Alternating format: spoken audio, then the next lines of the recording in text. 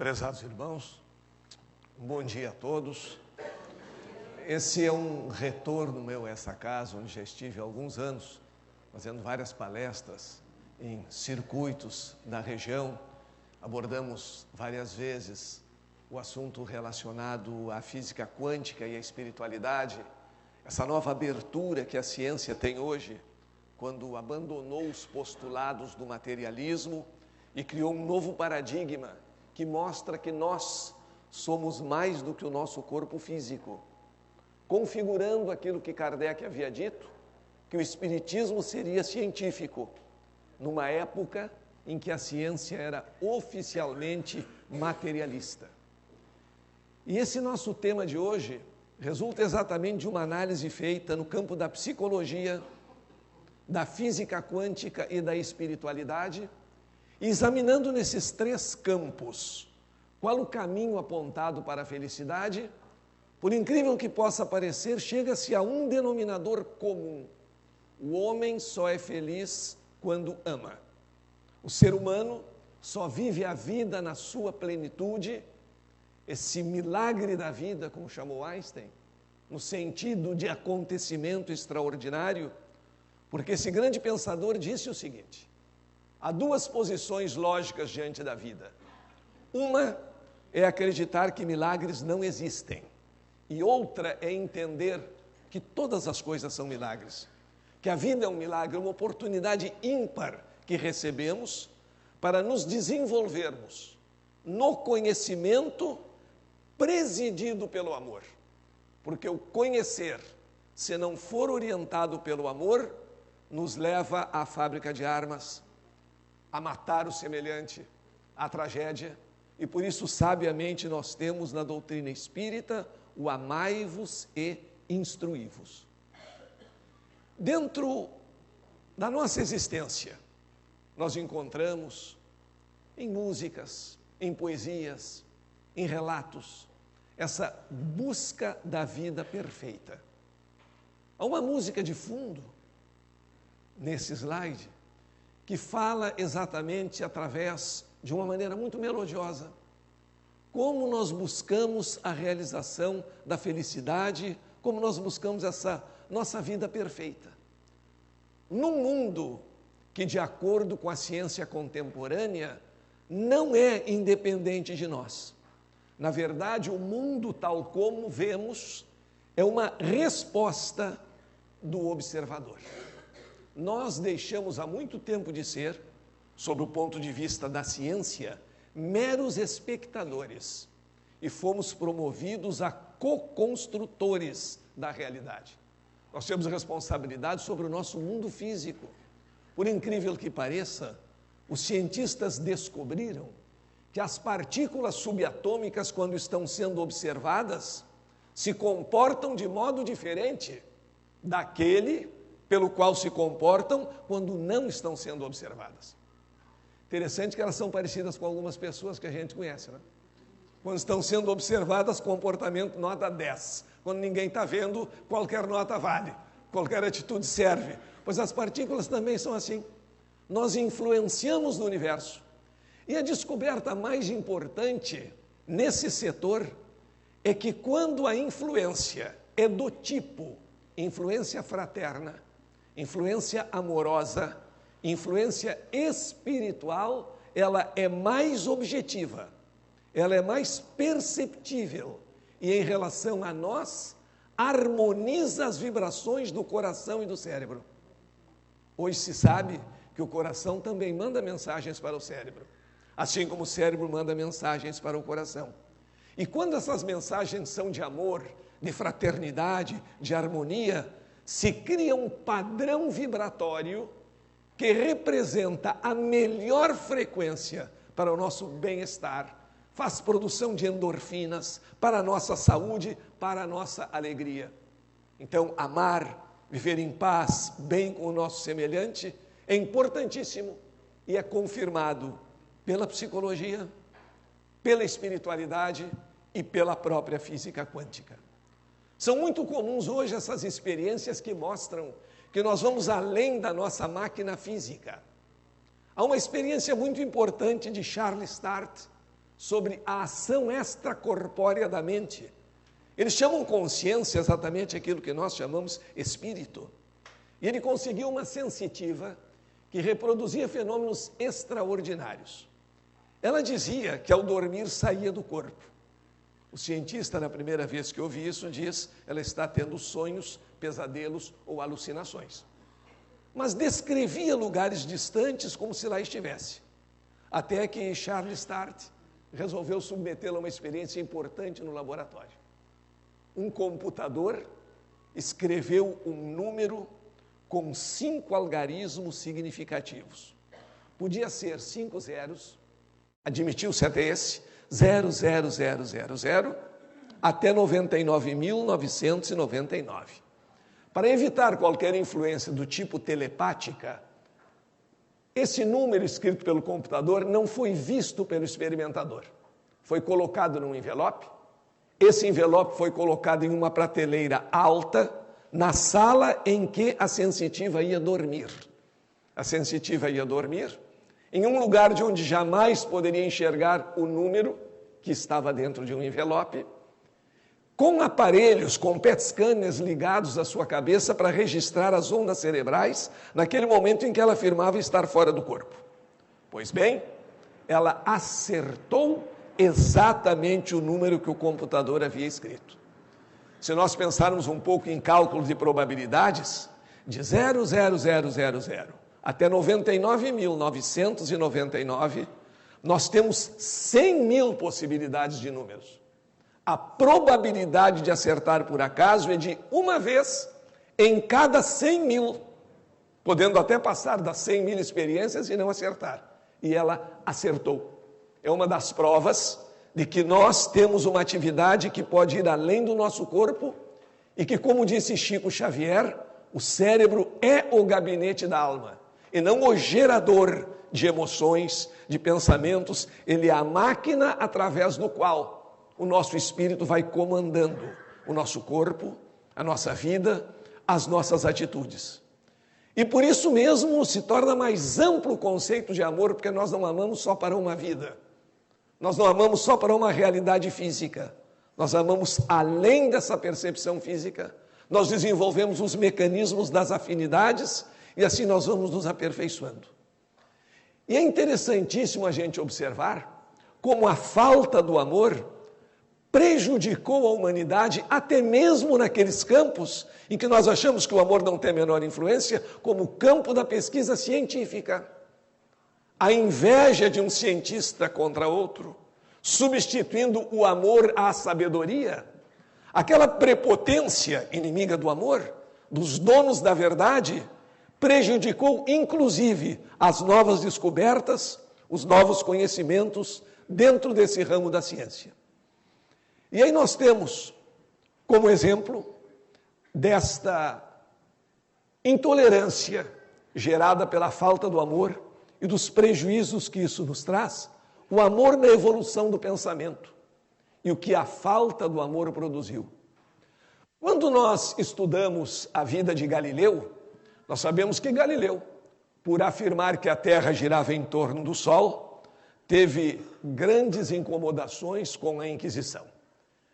E quando não se conhece bem a história, se tem a impressão que na época de Galileu, de um lado estariam os cientistas, querendo pesquisar, querendo buscar novas descobertas, e de outro lado, religiosos fanáticos que se opunham aos ditos de Galileu, porque acreditavam que a Terra era o centro imóvel do universo. Mas não foi exatamente assim que aconteceu. Desde a época de Galileu, existem cientistas e cientificistas. Cientistas são aquelas pessoas que estudam, mas não se consideram proprietárias da verdade. Sabem que a ciência muda, amam o novo, as novas descobertas, estão atentos e jamais negam sem observar. Jamais dizem isso é impossível, sem antes fazer algum experimento. Os cientificistas são os fanáticos da ciência. Equivalem ao religioso fanático, ao fundamentalista. Ele acha que sabe tudo, não precisa informação de ninguém e não aceita absolutamente nada de novo. Obviamente não aceita a fé raciocinada e não aceita aquela possibilidade antidogmática ditada por Kardec relativamente à doutrina espírita, que novas verdades poderiam surgir e o espiritismo estaria em constante evolução, porque a fé raciocinada deve acompanhar a ciência em todos os momentos, em qualquer fase da evolução. Pois bem, Galileu teve apoio e teve combate, tanto de religiosos abertos que o apoiavam, quanto de cientistas também esclarecidos. E os cientistas naquela época não se chamavam cientistas, chamavam-se filósofos do natural. E há um denominador comum que é capaz de explicar por quê. Dentro da ciência, alguns apoiavam Galileu, outros não, enciumados. Entre os religiosos, alguns apoiavam, outros não. A diferença está entre amor e domínio, que nós confundimos tanto nas nossas relações. Muitas pessoas só amam aquilo que são capazes de dominar e por isso deixam de amar a própria vida, porque a vida nós não podemos dominar. Ela é um conjunto de surpresas, ela é imprevisível, mas essa imprevisibilidade, essa surpresa que nos cobra estarmos preparados para momentos felizes e outros momentos nem tanto, é que nos leva a amar essa surpresa, essa coisa que não se repete. Nós mudamos continuamente, mudamos o nosso equipamento celular, mudamos a nossa biologia, mas somos a mesma essência. E temos que compreender que amar é dar liberdade. Amar a vida é tentar compreendê-la, vivenciá-la e não tentar dominá-la. Amar alguém é querer a felicidade do ser amado. E quando se parte para o caminho da intolerância, acontecem coisas tão estranhas, como, por exemplo, no caso de Galileu, um cientista de sua época, chamado Cesare Cremonini, tinha muito ciúme das descobertas de Galileu. Criticava Galileu sempre. E Galileu fazia horóscopos nas horas vagas. E com o telescópio, descobriu numa ocasião novas luas de Saturno e chamou os seus colegas para observarem essa nova descoberta. Vejam como quem quer negar a verdade sempre acha alguma maneira. Cesare Cremonini, que era um cientista, na época chamado filósofo do natural, disse que Galileu estava inventando aquelas luas só para ganhar mais dinheiro fazendo horóscopo, porque haveria novas maneiras de prever o futuro das pessoas. E mais, ele se recusava a olhar no telescópio. Ou seja, a verdade está ali, mas eu não quero ver. E ele se recusava a olhar no telescópio por dois motivos altamente científicos. Um, que ele considerava o aparelho muito feio. Outro, que ele considerava que o aparelho produzia ilusões. Então, mantinha-se na sua obscuridade, na sua inverdade. E todos os cientistas sofreram essa oposição. E ninguém é perfeito em todos os ramos do conhecimento. Francis Bacon, um dos criadores do método científico, criticou Newton quando Newton falava na gravitação universal, dizendo que Newton se punha a calcular bobagens, que não existia a força da gravidade e que não podíamos estar contrariando as evidências. Todos os dias vemos o sol nascer e o sol se pôr. E por que então insistir em dizer que a Terra é que gira em torno dele quando nós estamos vendo? Não tinha aquela ideia de que os sentidos também nos enganam quando nós estamos vendo exatamente o contrário. Mas o Papa Urbano VIII permitiu a publicação da obra de Galileu. Só que aí Galileu também caiu na vaidade, esqueceu o amor à ciência. Galileu deveria, na obra, fazer comentário das duas grandes teorias. A sua, segundo a qual a Terra girava em torno do Sol, e a mais antiga, a teoria de Ptolomeu, segundo a qual a Terra era o centro imóvel do universo. Galileu, como bom teimoso, esqueceu de comentar a outra e comentou só a dele. Aí o Papa se considerou traído. Aí os cientistas denunciaram a obra de Galileu à Inquisição, não foram os religiosos. E uma vez recebida a denúncia, a Inquisição prendeu Galileu a domicílio e proibiu a publicação da sua obra. Todo esse atraso no caminho da ciência deveu-se exclusivamente à falta de amor. se houvesse um verdadeiro amor ao conhecimento e não uma autoadmiração, a consideração de que sou dono da verdade, se houvesse amor ao conhecimento, muito mais cedo teria surgido esse avanço. Em relação à vida, nós temos que cotejar sempre o amor com o desejo de controle. Desejo de controle é exatamente falta de amor. As pessoas que amam somente aquilo que podem controlar, em relação às outras, não têm o conceito de alteridade presente. Não respeitam a personalidade do outro. São aqueles que confundem certidão de casamento com certificado de propriedade de veículo. Algo que podemos dominar. E essas pessoas começam a adoecer por falta de amor e não conseguem amar a própria vida porque a vida é incontrolável. Nós não podemos dominar a vida. E não podendo dominar a vida, muitos deixam de amá-la, ao invés de considerá-la um ente cheio de surpresas que sempre pode nos trazer algo de novo, novos desafios, novas oportunidades. Isto significa amor ao conhecimento. Sócrates sempre mostrava, produzindo os seus famosos dilemas, que as pessoas nem sempre acreditavam naquilo que diziam acreditar. Ia provocando, ia instigando, isso perturbou muita gente e mostrava, inclusive, que na escala do amor, a ideia de domínio é exatamente o oposto do que nós queremos.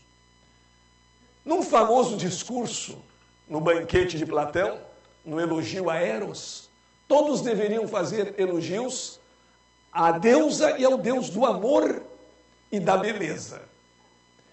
E aí pensavam, Eros como deus do amor e da beleza, deve ter muita bondade, porque não há amor sem bondade, e deve ser muito belo. Aí Sócrates provocava, mas digam-me o seguinte, o amor é o amor de alguém e de alguma coisa, ou é um amor indefinido? É o amor de alguém e de alguma coisa. E nós amamos mais o que temos ou o que queremos ter? Quem pensa mais na saúde? Quem está saudável ou quem está doente? Quem pensa mais no alimento? Quem está alimentado ou quem está com fome? E logo todos eram induzidos e chegavam à conclusão que nós amamos exatamente aquilo que não temos. Logo, se Eros é o deus do amor e da beleza, ele deve ser uma pessoa má e uma pessoa feia. Partiam para o outro extremo. Até que Sócrates ensinava a arte do meio termo. Vocês não entendem que possa existir alguma coisa entre o muito belo e o muito feio? Entre o muito saudável e o nada saudável? E ensinando pouco a pouco essa doutrina do meio termo, e apresentava uma mestra do amor, chamada Diotima, que mostrava como o nosso amor se torna cada vez mais sutil. E dizia o seguinte, primeiramente, o jovem ama a beleza de uma jovem. Depois ele entende que a beleza não está presente numa só pessoa, que as pessoas mudam e passa a amar a beleza pela natureza, pela sua própria natureza, em outras pessoas, nas flores, nos mares. Mas essa beleza também passa. Então ele vai adiante e começa a aprender a amar a beleza das instituições, da justiça, da fraternidade, da sociedade vivendo em harmonia, e esse amor vai se tornando cada vez mais sutil. E Sócrates pergunta qual é o mais importante, e todos se apressam a dizer que é o de nível mais alto, e ele diz que não, que a escala tem todos os degraus e nenhum dos degraus é dispensável. O fato de amarmos as instituições não significa que não amemos também um amor objetivo, uma beleza presente na natureza, como a beleza de uma flor ou a beleza de uma pessoa, que também não excluem amarmos a beleza de uma obra. Esse amor é infinito, se desenvolve em diferentes planos e nós vamos para o mais sutil.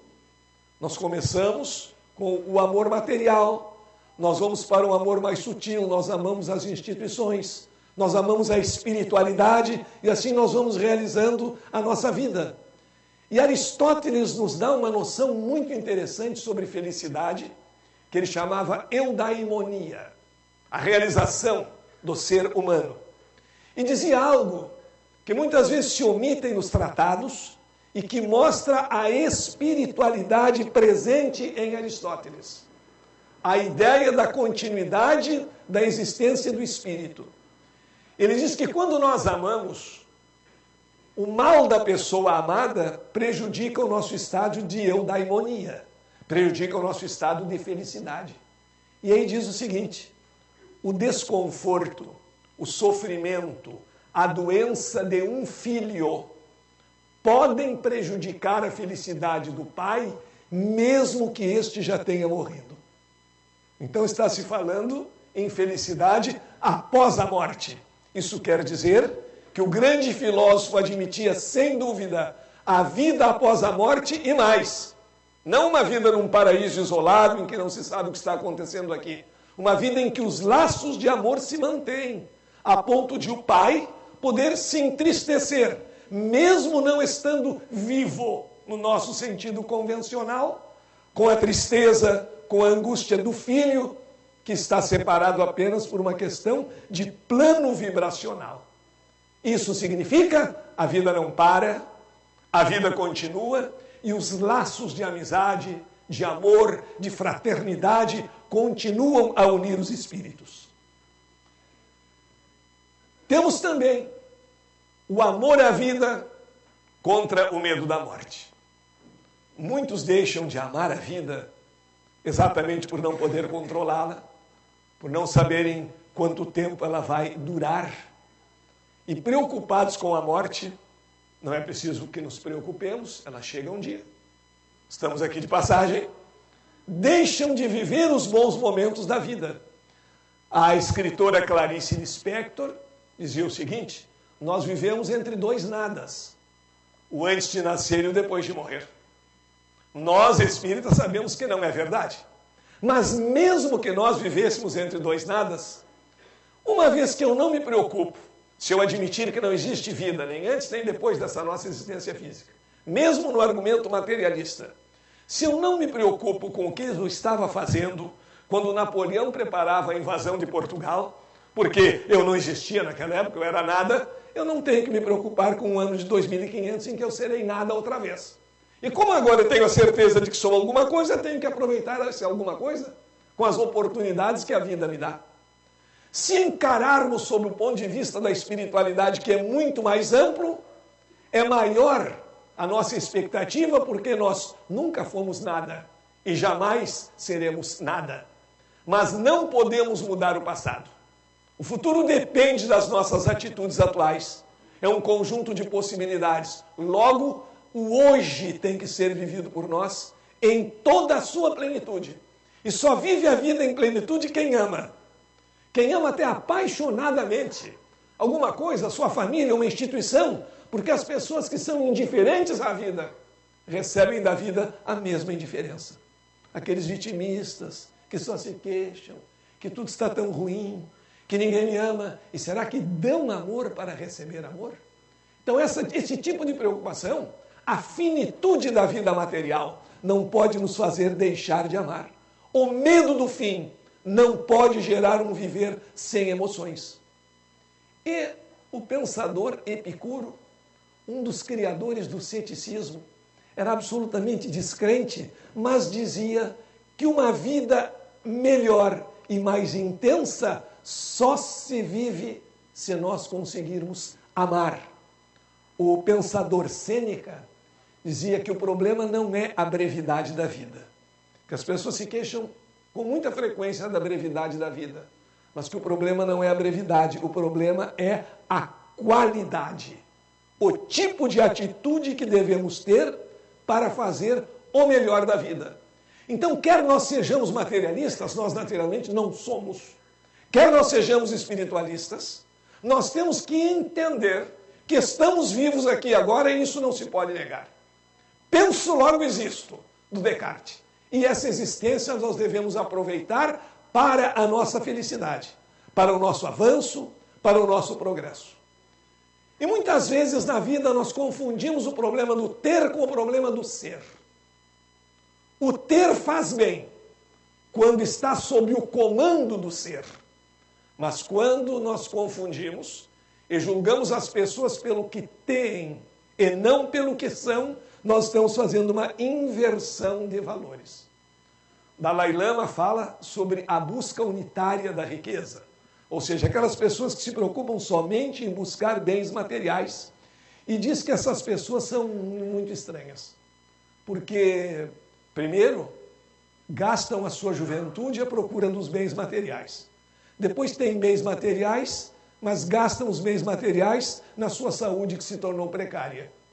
E diz mais, morrem como se nunca tivessem vivido, como se não tivessem aproveitado essa experiência fabulosa de mudanças. E nesse sentido há uma analogia interessante, barco, rio, tempo, vida. Nós estamos no fluxo do tempo, que é inexorável, como um navegante que está em um rio. Mas o navegante inteligente sabe aproveitar os ventos e a correnteza do rio para se dirigir ao porto que deseja. O vento pode soprar num sentido, mas a inteligência humana nos permite aproveitar o vento para nos levar para onde queremos e não para onde ele sopra. Basta lembrar que quando se passeia pelo rio Nilo, no Egito, no mesmo momento existem embarcações à vela descendo e embarcações à vela subindo o rio, aproveitando o vento, que não muda. E é isso que temos que entender, não podemos mudar a natureza, não podemos mandar na natureza, mas podemos aproveitar a energia que ela nos dá no sentido que interessa à nossa inteligência. Para isso precisamos foco, um foco importante no amor, na espiritualidade, porque como também disse Sêneca, não há bons ventos para o navegante que não sabe a que porto se dirige.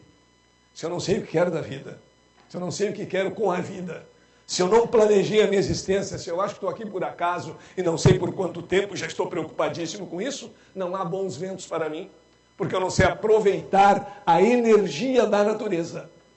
E essas pessoas que dizem que não têm tempo para si mesmas, que se escondem de si, aquele pai que trabalha muito, que é um excelente profissional, mas não tem tempo para abraçar o seu filho, porque precisa ganhar mais, porque precisa acumular, essas pessoas se escondem de si mesmas e elas terminam, se não tiverem tempo para o amor, para o carinho, para o afeto, elas terminam gastando demais com o de menos, se preocupando demais com o que tem menos valor, sem se preocuparem com a essência da vida, com essa evolução espiritual que nós vivemos.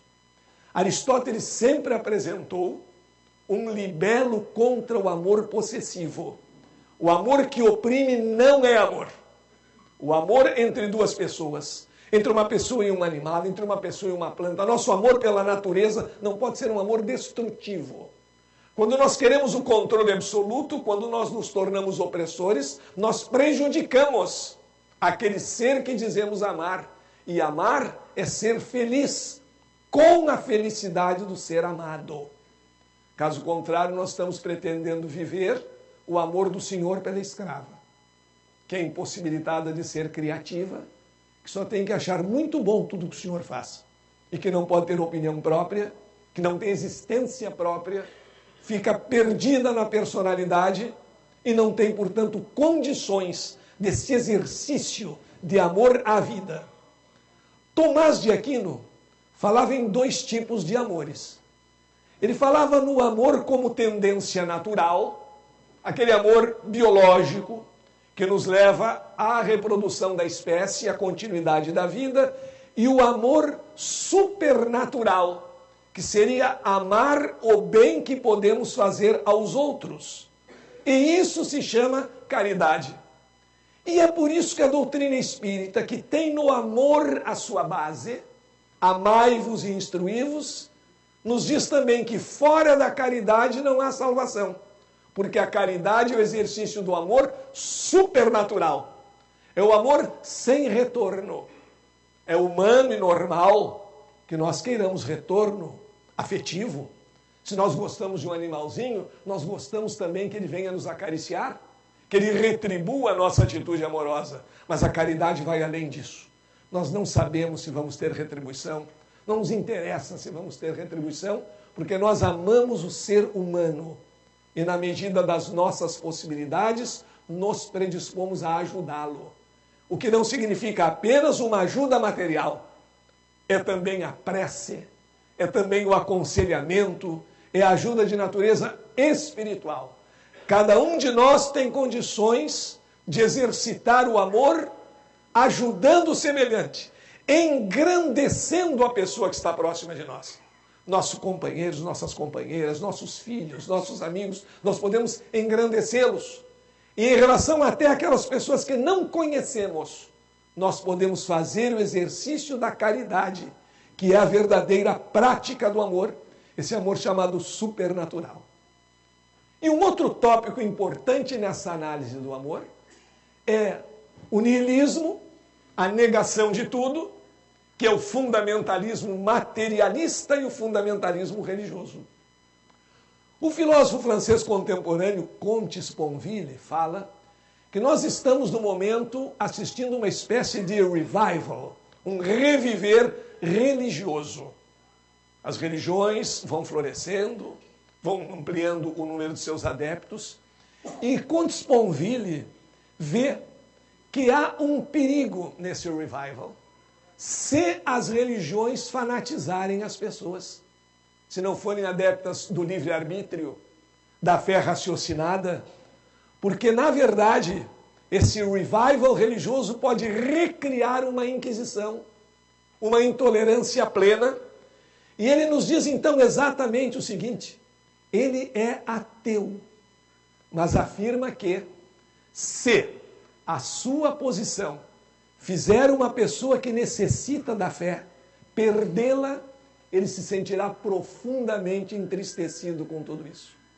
E é um ateu tão esclarecido que diz que os ateístas não podem ser desmemoriados. Não podem porque, em nome da religião, se cometeram crimes, condenar a religião e os seus postulados. Não se pode, segundo Sponville, condenar Jesus pela Inquisição. Não se pode condenar o espírito, a ideia da igreja, por aquilo que fizeram os maus religiosos. Então ele nos adverte de um modo extraordinário que nós não temos que lutar contra. E ele ateu diz que a espiritualidade é algo muito superior para que a deixemos somente nas mãos de religiosos fanáticos. É necessário ir além disso. E ele nos explica que a luta não é contra nada, que a luta é a favor. A luta é a favor da tolerância, da laicidade, da liberdade de crer ou de descrer. E não podemos, então, marchar para o lado dos ateístas raivosos. Raivosos contra Deus, que ele considera os espadachins do nada. Para desconforto do ateísta, hoje o ateísmo não é considerado uma posição filosófica. É considerado uma posição de crença. Eles são aquilo que eles menos gostam de ver nos outros, crentes. Só que são crentes sem objetivo. São os crentes do nada. Constroem moinhos para depois combatê-los, responsabilizando os religiosos pelo moinho. Nós não acreditamos em moinho. Nós não temos nada a ver com Deus barbudo anotando a vida do ser humano para depois castigar e etc. Isso não é invenção nossa. Esse Deus que eles combatem, nós já esquecemos há muito tempo, pensando na chamada inteligência suprema. Então há uma equivalência entre os materialistas raivosos e os fanáticos da fé cega. Todos eles se acham donos da verdade, reagem ao novo, e aí, infelizmente, se não cuidarmos as nossas emoções e desenvolvermos a prática do amor, estaríamos divididos. Se pensarmos no niilismo materialista e no fundamentalismo, estaríamos divididos entre raivosos de Deus, aqueles que até matam em seu nome, e raivosos contra Deus, vivenciando exatamente a ausência do amor. Culpa e onipotência. Tomás de Aquino e mais tarde Santo Agostinho diziam que existem dois amores: amar alguém e amar a Deus. Amar alguém quase sempre leva ao pecado, amar a Deus é bom. Isso é puritanismo. Nós amamos Deus através do amor que exercitamos como nosso semelhante. Não existe para nós esse tipo de divisão. E os 3 grandes empecilhos para a prática de uma vida feliz, de uma vida amorosa, são os 3 grandes medos. Nós temos culpas, as culpas geram onipotência, a onipotência gera o medo de viver. Culpa onipotente. Temos um parente que está doente, visitamos o parente todo dia. Um belo dia, nós fomos convidados para uma festa, não visitamos o parente e o parente morreu. E aí a gente se sente culpado para o resto da vida. Eu sou culpado porque não visitei no último dia. Isso é onipotência. Será que eu sou tão poderoso assim, que o simples fato de visitar o meu parente iria garantir-lhe a vida eterna? Ou pelo menos a vida enquanto eu vivesse? Esse tipo de culpa nós não podemos desenvolver.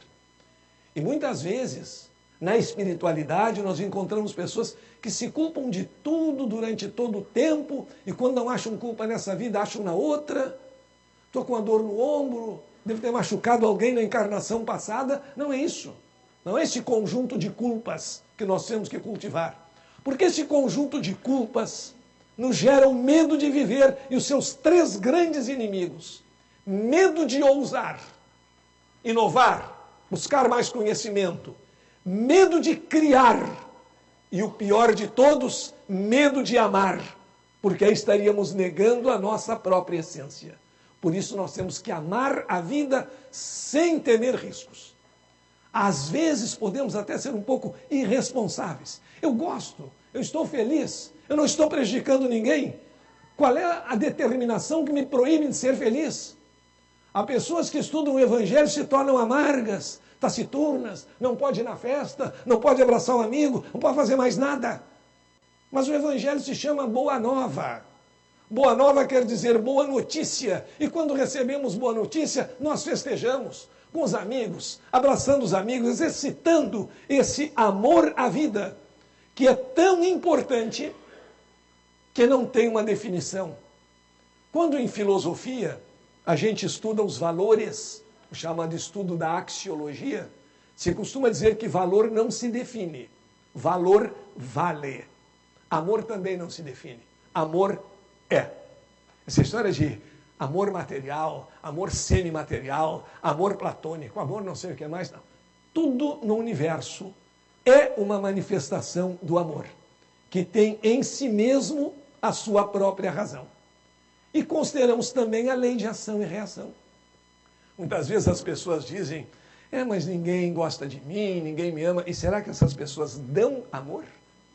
Ou fazem como aquele marido que a senhora chega em casa no final da tarde, diz, estou cansadíssima, passei a tarde no Instituto de Beleza, demorou muito tempo lá, e ele olha para ela e diz assim, e não te atenderam? Olha, se nós estamos jogando para a pessoa esse tipo de mensagem, que tipo de retorno nós queremos ter, uma vez que nós conhecemos a lei de ação e reação. E Saint-Exupéry, naquela obra monumental, O Pequeno Príncipe, mostra como as pessoas grandes ficam presas a números e esquecem as capacidades de emocionar-se. As capacidades voltadas para o amor. Ele narra que se a gente fala que viu uma casa de tijolos cor-de-rosa, com gerânios na janela, com pássaros no telhado, as pessoas grandes têm muita dificuldade de imaginar essa casa. Agora, se dissermos que a casa tem tantos metros quadrados, custou tantos reais e foi paga à vista, imediatamente as pessoas passam a entender a casa e começam a entender também e admirar o dono da casa. Quando a criança fala que tem um amiguinho, não perguntam qual é a cor dos olhos do amiguinho, como é a voz do amiguinho, quais são os brinquedos preferidos do amiguinho. Não. Que altura tem o amiguinho, que idade tem o amiguinho, quanto o amiguinho pesa e de preferência quanto ganha o pai do amiguinho. Porque tudo isso pode ser respondido com número. E emoção não se responde com número. Daí Saint-Exupéry dizer que porque as pessoas grandes adoram as cifras, principalmente os cifrões, as crianças têm que ter muita paciência para entender os grandes, quando falam no seu mundo de emoções.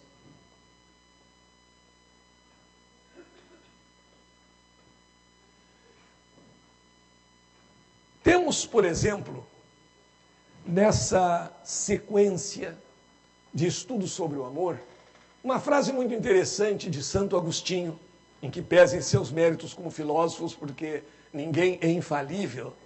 O Santo Agostinho, quando foi nomeado bispo de Hipona, aos 30 anos de idade, já era muito chegado aos prazeres carnais, aos prazeres mundanos. E ele disse uma ocasião que nós já nascíamos com duas culpas. Imagina, com todo o mal que a culpa nos faz, ele já nos colocava duas.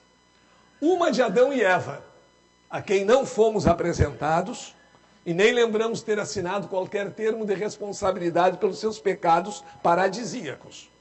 E a segunda culpa dos nossos pais, porque fomos concebidos no pecado. É a maneira puritana, errônea de entender as coisas. Nós somos frutos de um ato de amor, que se desenvolve em diferentes níveis, mas é uma forma, é sem dúvida alguma, uma manifestação de amor. E quando Santo Agostinho foi nomeado bispo de Hipona, ele já tinha uma filha, que, segundo consta, não fora concebida pelo Espírito Santo. Fora concebida pelo próprio Agostinho, pelo método tradicional. E aí, ao ser nomeado bispo, ele fez uma estranha prece a Deus. Pediu a Deus que afastasse dele os prazeres carnais. Mas não muito cedo, porque ainda gostava muito das diversões mundanas. Ou seja, lá pelos 95, 96, dá uma baixadinha na libido, mas até lá deixa como está, porque tá bom, se aproveita a vida. Essas ideias de atos pecaminosos, de culpa, nos atrasam, nos impedem de amar, e a visão psicanalítica atual é muito interessante. A psicanálise nos diz que a origem de todas as enfermidades mentais de fundo emocional reside na falta de amor. A falta de capacidade de amar gera as neuroses. A mania onipotente de querer controlar tudo, controlar a vida, controlar a nós mesmos, gera sintomas, porque nós pensamos que podemos controlar os sintomas e aí nos tornamos doentes. É extraordinária a capacidade do ser humano em fazer-se sadio ou doente. Isso depende essencialmente da sua capacidade de amar. E a cura das doenças mentais de fundo emocional consiste simplesmente em libertar o paciente da sua onipotência e devolver-lhe a capacidade de amar. Porque exatamente a falta de amor gera a onipotência, a mania de grandeza e o vitimismo. A pessoa que cultiva a mania de grandeza, o narcisista, não ama a si mesmo. E por isso não pode amar os outros. Ama uma imagem neurótica que criou por não querer enfrentar a realidade, saber-se um ser falível, portador de defeitos e de virtudes, cria uma imagem de grandeza e passa a adorar essa imagem que é falsa e que quer vender aos outros porque não soube amar a si mesmo na sua própria essência. Nós todos nascemos dependentes de uma orientação. Vamos progredindo, vamos marchando para a nossa independência e, com o tempo, vamos buscando a liberdade. E muitas vezes precisamos de algum auxílio nessa busca da liberdade. Para esse auxílio, alguns buscam o guru de plantão na sua cidade, outros buscam uma cartomante, outros buscam um amigo, outros buscam um aconselhamento espiritual, outros buscam um psicólogo, outros buscam um psiquiatra. Qualquer um desses escolhidos não vai realizar a tarefa que é nossa, de nos libertarmos, mas podem nos auxiliar. Mas sabendo auxiliar, nos ajudarão a construir uma ponte para a liberdade. Não sabendo auxiliar, irão construir grilhões que vão nos aprisionar. Vão nos tornar dependentes. E assim, nós vamos superando os obstáculos à liberdade de criar. Muitas vezes o sistema universitário nos torna informados, ao invés de nos tornar informados. Se a tese não tem todas aquelas características, não está de acordo rigorosamente com os padrões da ABNT, o conteúdo interessa muito pouco. E há orientadores que medem a tese por peso e volume. Se não tiver no mínimo 250 páginas, nem me aparece com isso por aqui. Ao invés de examinar a qualidade. Não quer dizer que devamos fugir a todas as normas, mas não podemos colocar o acessório acima do essencial. Em Roland Barthes nós temos essa repetição do esquema universitário. Ele diz que muitas vezes a pessoa é obrigada a adotar certas posturas, certas opiniões, mesmo que não as tenha, para ser aceita no meio acadêmico. Isso ele chama fascismo cultural, dizendo que o fascismo não é só proibir de dizer, é principalmente obrigar a dizer.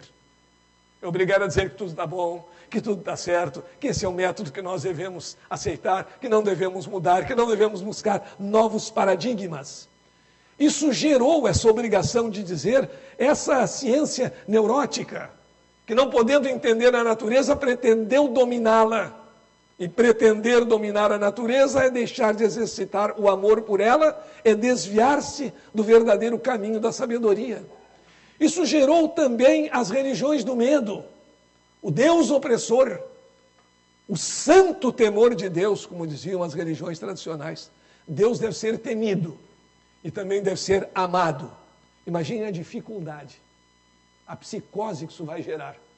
Eu amo e eu tenho medo. Isso é muito difícil de conseguir. Eu amo a minha mulher, se tivesse medo dela, ia dormir no vizinho. Porque como é que nós vamos dormir com o medo, com o inimigo? Quem vai acariciar o medo? Deus é amado e não temido. Não temos uma religião de medo, nós temos uma doutrina de liberdade, de amor, de entendimento. E os maus orientadores são exatamente aqueles que se tornam incapazes de amar a vida ou incapazes de amar na vida. Então eles confundem orientação com submissão daquele que deveria ser o seu orientando. Nas doutrinas nós encontramos também a presença do amor. A elevação espiritual, segundo Leon Denis, só é alcançada por aqueles que amam. Então vejam, quanticamente, somos emissores e receptores, mas só recebemos nas frequências em que somos capazes de vibrar, sendo que as melhores frequências, receptivas das melhores energias, são as frequências do amor. Na psicologia e na psicanálise, a falta de amor gera as doenças mentais de fundo emocional, como o grande quadro das neuroses. Na espiritualidade, é o amor que constrói e que nos eleva. Religiosidade e espiritualidade, que são importantes, nem sempre são sinônimos. Deveriam ser, mas nem sempre são. O religioso fanático não é espiritualizado. A espiritualidade brota de nós mesmos. É uma atitude de alma, de evolução. Uma religião nós escolhemos. Elas terão seus mandamentos e nós nos adaptaremos àqueles mandamentos mais condizentes com o nosso estágio evolutivo. E o interessante é notar uma diferença básica em relação à moral no que diz respeito à doutrina espírita. A moral das religiões tradicionais, necessárias numa certa fase da evolução do homem, é uma moral repressiva, é uma moral impositiva. É proibido fazer A, B, C. A moral espírita é uma moral propositiva.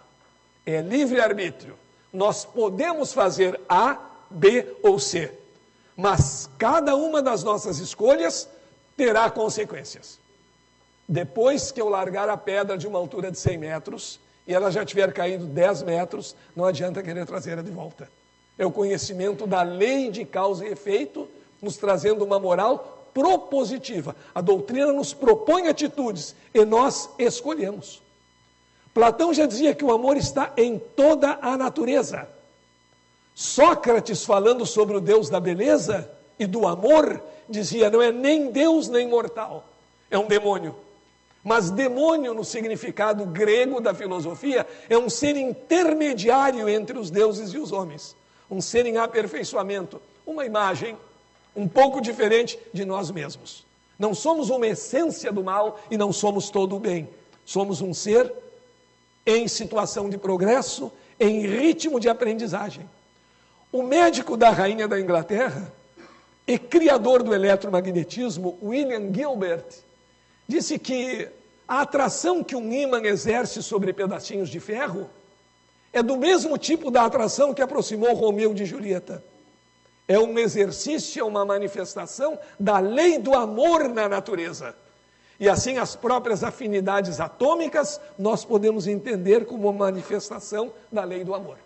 Só que, segundo o pensador William James, se nós colocarmos entre o ímã e os pedacinhos de ferro uma cartolina, os pedacinhos de ferro ficarão grudados na cartolina e não terão inteligência para transpor esse obstáculo. Se nós colocarmos um muro entre Romeu e Julieta, eles darão um jeito de contornar o muro para se encontrar. Então o nosso amor é mais amplo porque tem objetivo. E na cidade de Verona, na Itália, existe a reprodução do que seria, segundo a tragédia de Shakespeare, a casa de Julieta. Os turistas vão lá, visitam a casa, tem o quarto de Julieta, a sacada, e no pátio uma estátua de Julieta com um dos seios desnudos, uma estátua de bronze. E se criou a lenda de que, principalmente as meninas, mas como é para dar sorte os meninos também, arriscam a foto, tirando uma foto com a mão sobre o seio de Julieta, terá sorte no amor. Não sei de onde surgiu essa lenda, porque Julieta, se é o que faltou sorte, foi no amor, mas de qualquer forma se criou a lenda. Mas é muito interessante um detalhe final. Quando a gente vai deixando essa construção, existe uma tabuleta indicando o endereço de Romeu, rua tal, número tal.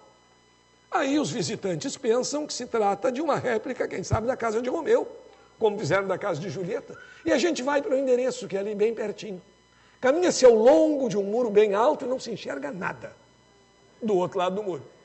Quando o muro termina, há um cartaz dizendo as palavras aproximadas do começo da obra de Shakespeare.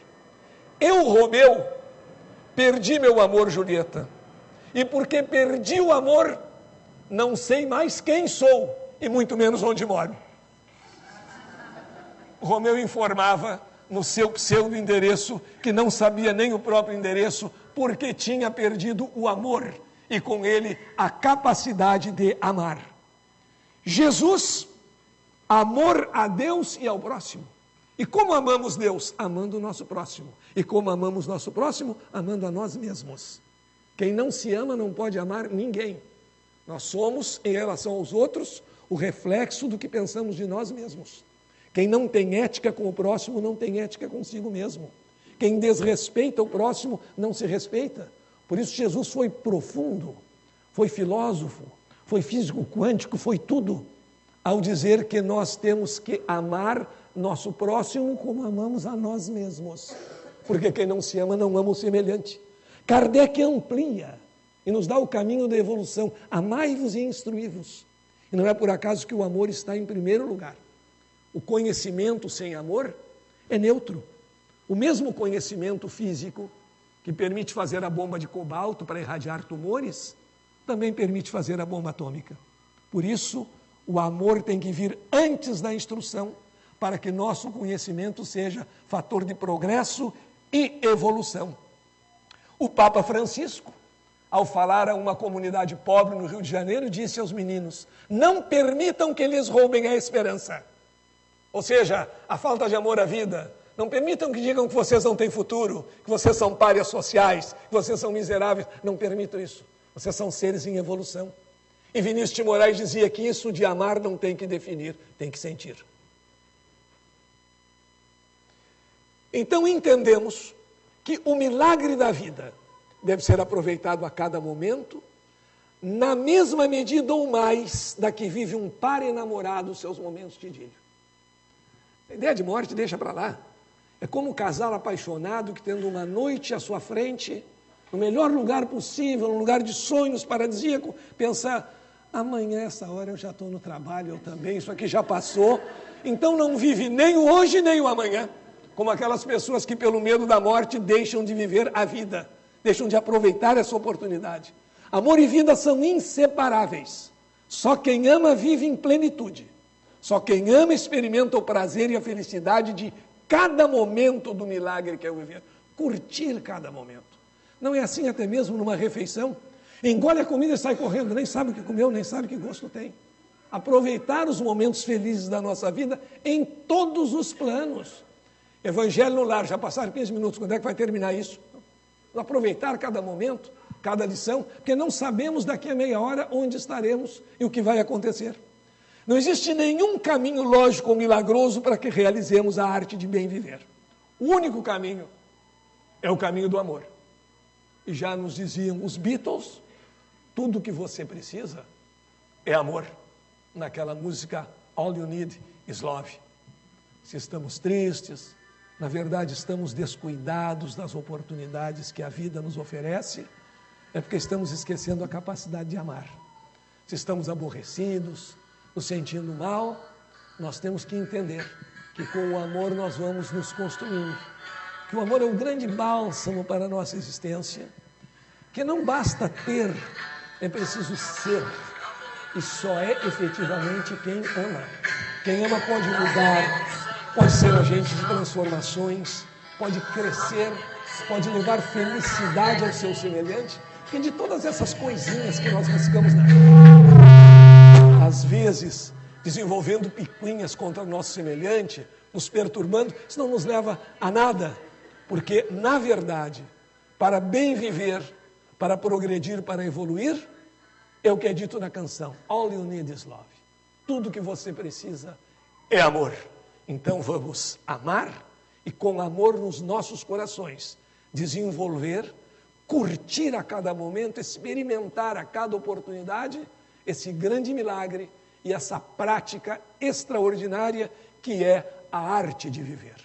Muito obrigado a todos vocês, muito amor nos corações, obrigado por essas vibrações positivas e até um próximo encontro, se Deus quiser.